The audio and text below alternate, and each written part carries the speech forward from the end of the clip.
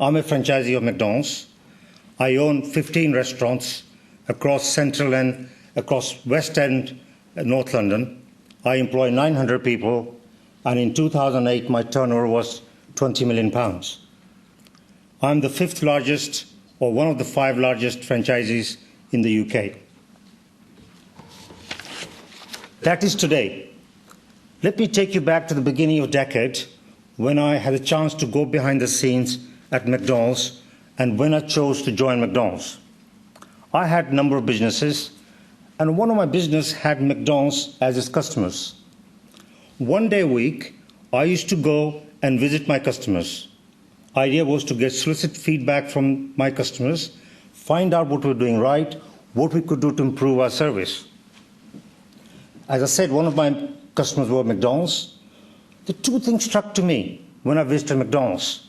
One was the back of house areas of McDonald's were impeccably clean as compared to other businesses I visited. And secondly, the staff in McDonald's were really motivated. I was really intrigued to find out how come McDonald's operation standards were better than all the other businesses I've seen. Obviously, this prompted me to find out more about McDonald's.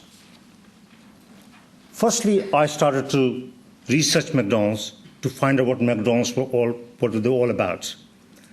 My research came back, and I came to one conclusion.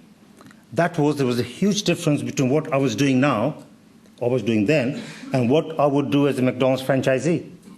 In my business, I had three challenges: look for customers, service them, and then chase for your money.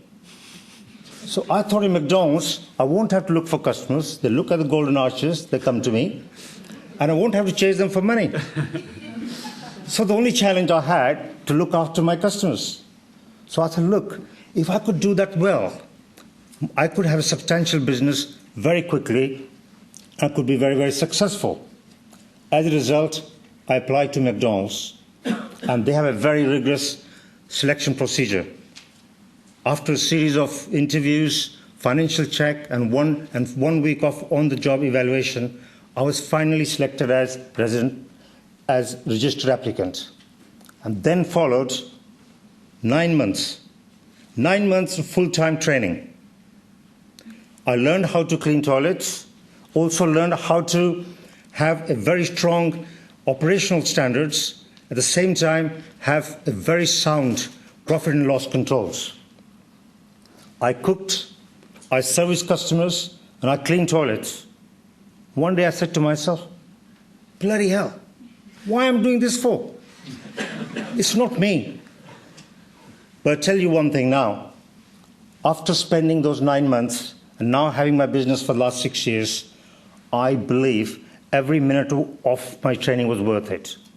Now when I walk through my restaurants, I see one of my employees doing something right, I can recognize it. I stop and I applaud my employee for doing a good job. At the same time, if I see somebody doing something wrong, I can actually stop and correct them. And also, if my restaurant is busy, I can roll up my sleeves, I jump in the kitchen, or I can go to the front counter, I can serve my customers. And that gives my staff one message. That is, the customer is very important. From my perspective, McDonald's is not a burger business. I don't believe McDonald's is a food business either. McDonald's is a people business. In my restaurants, every year I serve 6 million customers, but I'll be joking if I say to you, I do it alone. I can't do it alone. I need my people, my staff to work with me. I rely on my people, and hence I believe I have two groups of customers. First, the people who come into my restaurant and eat. And the second group is the people who work with me. Looking after both groups of customers, I call them external and internal customers, is a key to success. My motto is, my customers are the boss and my employees are my best asset. For me, both these groups are as important as each other. When I had 1 or 2 restaurants, I would spend a lot of time in the dining area, talking to customers, soliciting their feedback, trying to find out what we could do better, where we were failing. A lot of my customers knew me by name. I knew a lot of my customers by name, rather than saying a Big Mac without pickle or quarter cheese with no onions. I knew them by name, and I encouraged my staff to know them by name. And as a result, customers trusted me. They gave me their feedback. They told me what I could do better. And I listened to them, and I made a lot of changes in my business philosophy by listening to my customers. In addition, I always have interest in my customers outside workplace. Now, this indeed is one of the motto of McDonald's, is that, and in fact, Ray Kroc, the founder of McDonald's, said in 1955 that if you want the right to work in a community, you need to work in that community first, own that community. For example, I work very closely with Education Business Partnership, local police, local councils, local schools. I'm also a chair of focus group in Ealing, which is attended by police, councils, local authorities, as well as local businesses and residents. By doing that, I believe I'm giving something back to the community I'm working in. One of the key factors in my expansion has been a focus on my internal customers as well. I have an open door policy. My contact details are in every restaurant for all of my employees to see, so that they can contact me direct if they want to. I spend a lot of money, time and energy in training my employees.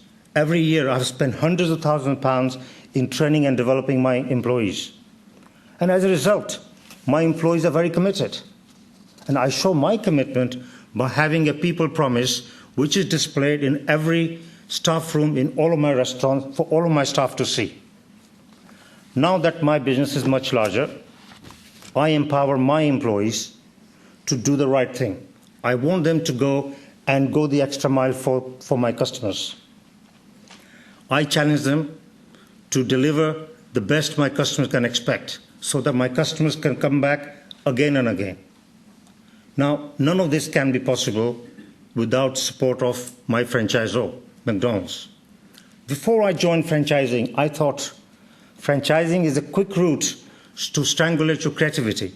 You can't create anything. You have a very narrow way of working. But I have found myself to be proved wrong by McDonald's. I come up with weird and wonderful, crazy ideas. And sometimes I think if I mention to McDonald's, they will laugh at me. But all credit to McDonald's, they not only listened to my ideas, crazy ideas, they actually encouraged me. They supported me. And as a result, I have done things which appeal to my customers, and my customers have come back to me again and again. My 3 top tips for aspiring entrepreneurs such as yourselves is, before you delve into any business, research that business thoroughly. Look at every pro and every con of that business. Do a thorough SWOT analysis. I'm sure many of you will know SWOT analysis means strengths, weaknesses, opportunities, and threats. Second tip is, hope for the best, but be prepared for the worst. You must have a plan how to tackle should the worst happens. And finally, know your business inside out and devote 100% of your time and energy in your business. There is much talk about recession these days and the effect of recession on businesses. I believe recession is a fantastic opportunity to get a bigger market share. You can only do so by being the best. You need to be better than your competition. And it's a myth that in recession time, people cut costs. I believe you must not cut any costs, because if you do cut costs, you're only going to compromise with quality. And as a result, you lose your customers, because in recession, customer expects more for their money than less. Finally, as Richard Branson said, business opportunities are like buses. There's always another one coming. But I'll add something to it. Make sure you choose the right bus so that you can enjoy it.